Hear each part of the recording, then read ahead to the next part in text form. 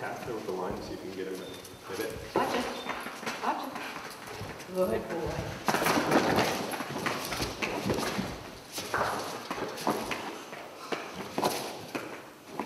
Am I rewarding him? Touch. Or whatever you say. Yes.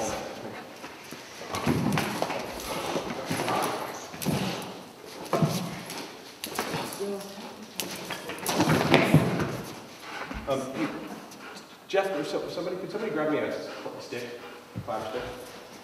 Little touch, little light right there, perfect.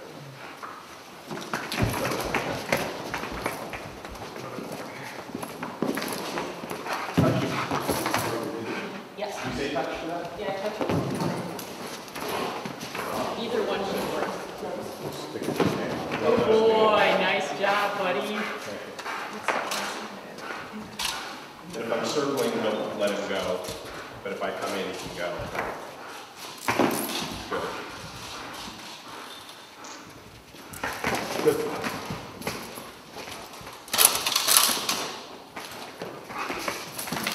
What's up? Good.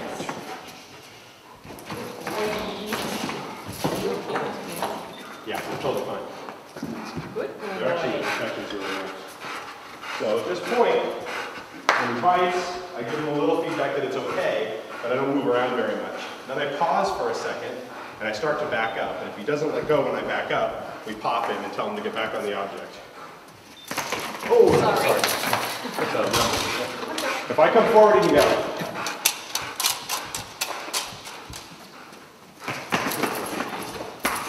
Didn't inhibit him very much.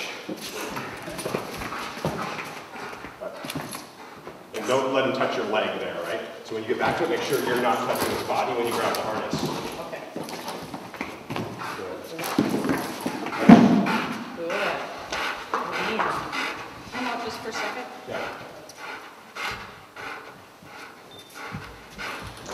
On this one, I'm about to turn to face him, but don't let him go. Same thing. I'm going to come this way, and I'm going to turn to face him, but don't let him go. Same thing. I'm going to turn to face him, turn to face him. Now I'm going to step forward, and he can go.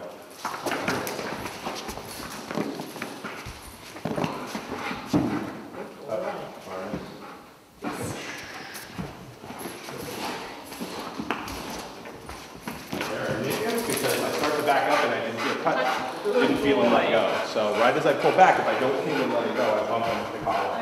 He originally does it with the line. I'm going to turn the face and bite.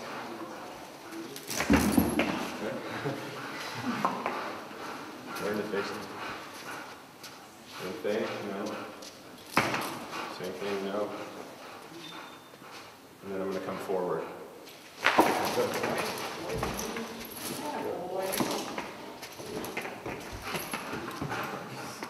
Yes.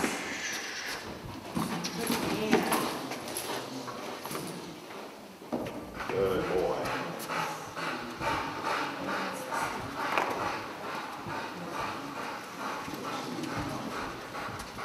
Same gig on the turn. Good.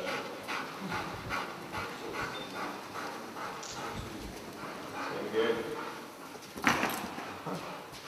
Same gig. And then I'm going to come forward.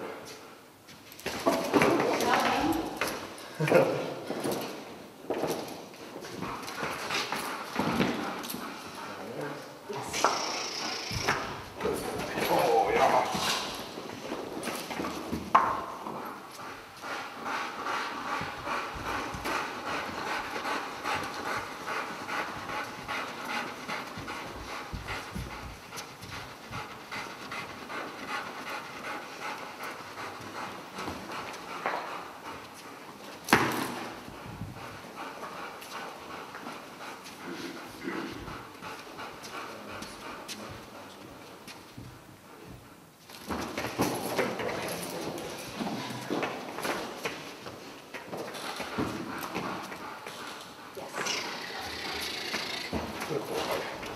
When he lunges forward just by you turning, how come you're not saying no? Is this just to help him figure it out on his own? Or? So which part? Like when you I just don't turn, work the no. Oh, when he's trying to go, I want to keep the handler out of it as much as possible, right? So because of every other exercise where we tell the dog what they're supposed to do and not supposed to do, and in this exercise I really need the dog to make his own choices. The handler wouldn't be here, right? Yeah, exactly. And so if she talks, then he says, if she says no, don't go. If she doesn't say anything, go. So we're letting him figure out what his actions are, separate from her whenever possible. Good, nice job.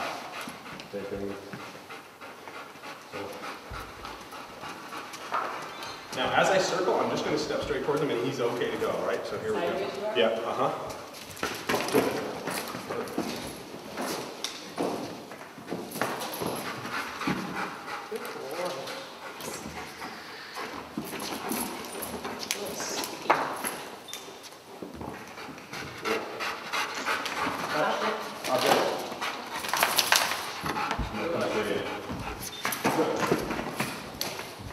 I pressed him a little with the collar there. He showed a little confusion, like he wanted to go to her touch.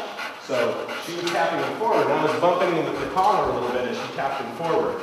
So when he got back on it, I immediately came in to give him a bite to let him know that if you feel pressure and you get back on the object, you get to bite me again.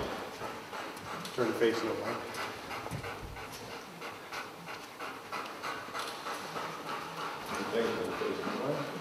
And then I'm going to come forward, it's okay. Good boy. Good boy. Harness.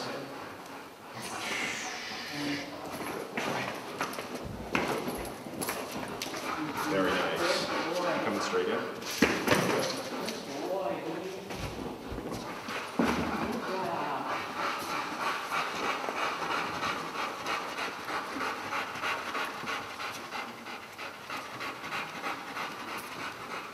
This time I'm going to turn to come kind of straight at it, if it's okay. So He has an alligator as soon as mouth. I turn, I'm going to start to come. Good boy. Good. Great. Can I just want to hang there for a Yep, second? absolutely. So if you start failing, I'll push him and you just Yep. object. Good boy.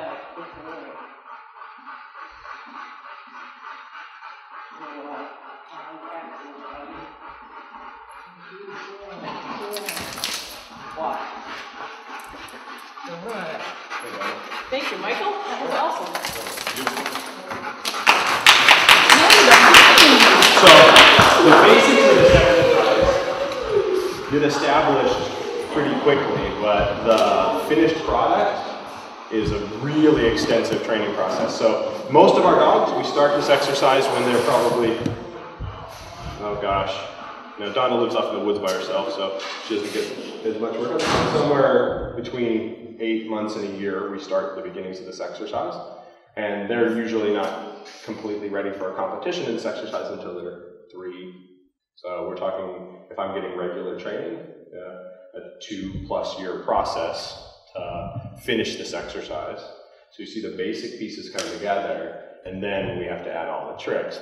We have to fade her out. I have to control distance. I come in, I start doing fancy moves and try to mess with him. I squirt him with hoses and throw things and do all kinds of other stuff to try to intimidate him. And so there's a whole host of little details. So right now we're working on really just the very basics. The guy can circle around when he comes in towards you and gets to a threshold. The dog can bite. When I stand still and start to back away, he should go back on his own, and he learns to do that. And then after that shell is created, we have a lot of work on generalization. A lot of work on generalization, right? It takes a long time on the exercise. And so it's a fascinating training thing.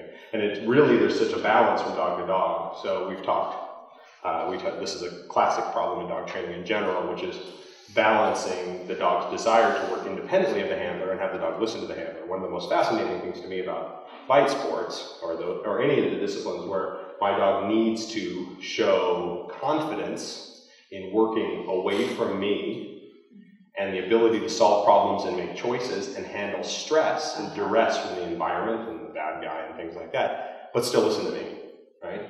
And to me, this is a fascinating and interesting training problem and very difficult. And where that balance lies with each dog is different. So if my dog is more sensitive and I make rules too strict or too quickly, then it compromises their ability to work independently of me or distances from me. or it undermines their ability to handle other adverse experiences with the environment. And vice versa, if I don't get that in balance, then they're out of control. And now my dog's very confident, he handles that kind of stress, right? We see this in police work all the time. The dog had no problem biting a guy, no problem getting whacked over the head, no problem working independently of the handler. It's, do they actually listen to you when you want them to? And we can get out of balance either direction. And finding that balance point is really interesting. And when I got into biting dog training, you know, the biting dog part is fun, it's exciting, the dogs are kind of cool, isn't that? Kind of a little adrenaline rush, and everybody likes a dog that bites really well.